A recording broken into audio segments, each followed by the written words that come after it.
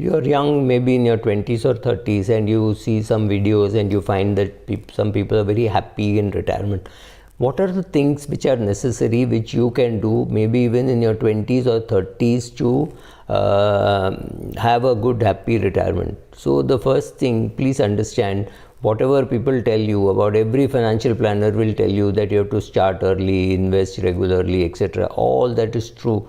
But the most important thing for most of us who start life without too much of a silver spoon or a golden spoon or a diamond spoon, is you have to have one source of income through which you will build your wealth, and that source of income has to be your job or business or your practice or your profession, whatever that has to be. So you will put all your efforts required to enhance that income. You will do everything that is necessary to have a high income, because only when you have a high income can you pay taxes and spend money and invest, right? So do all that. So first thing is to put in tremendous amount of effort required to increase your income. There is absolutely no doubt about that. If you have to slog your butt out, if you have to travel, if you have to migrate, whatever you have to do, all that is necessary to increase your income is necessary, because that is the greatest reason, greatest source through which you will increase your income.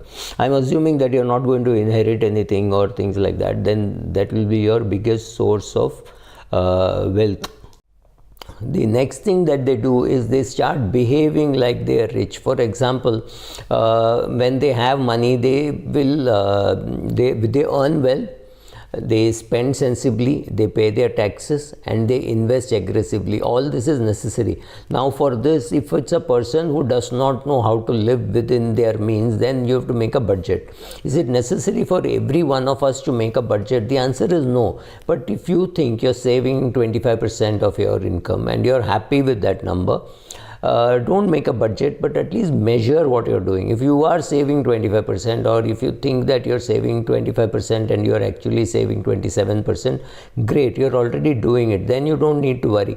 But there are some people who do not know how to live within their means. Then for such people, it is necessary that they surrender their credit cards, they make a budget, they make sure they see where they are exceeding the budget. They need to do all this.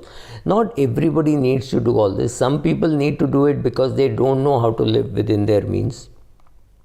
Then because now when somebody is already living within their means, he or she is going to be able to invest, save a lot of money, and saving is far more difficult than investing. So once you save money, you have accumulated money, right? That money is lying maybe in the savings bank account or in an FD. You moved it into an FD, so that money is available for you to invest for retirement. Maybe 5-10% you put away just for retirement at a young age.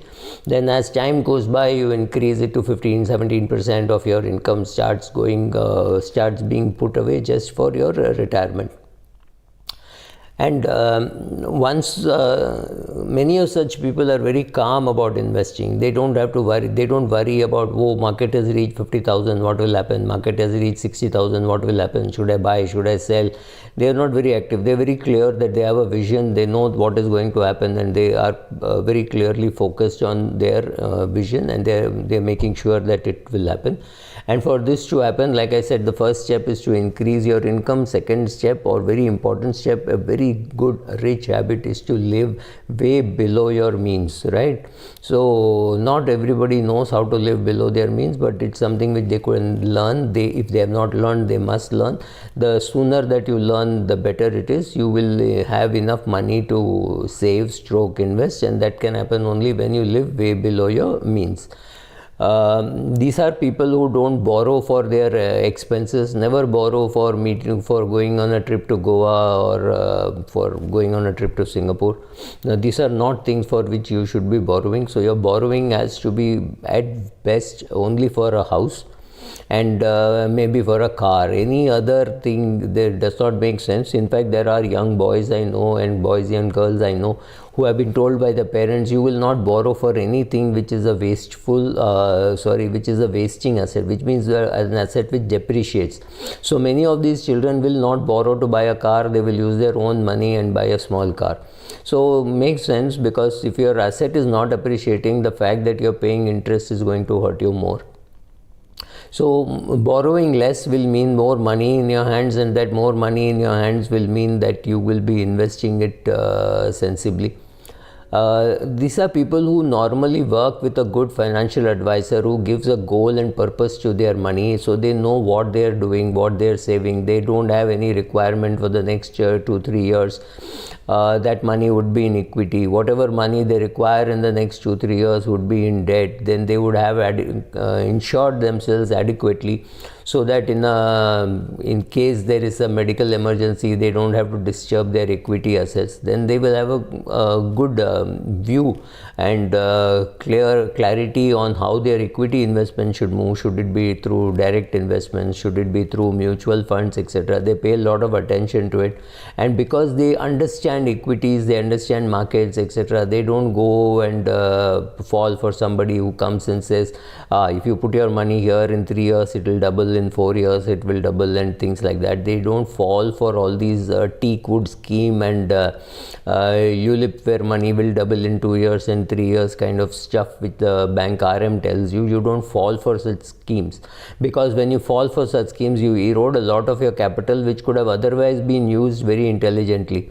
So protecting your capital, I mean protecting yourself by insurance, protecting your capital by taking medical insurance so that you don't have to disturb your portfolio in case of an emergency, right? Doing all these things are very simple things, but these are all things which ensure that your wealth creation journey remains uninterrupted, right?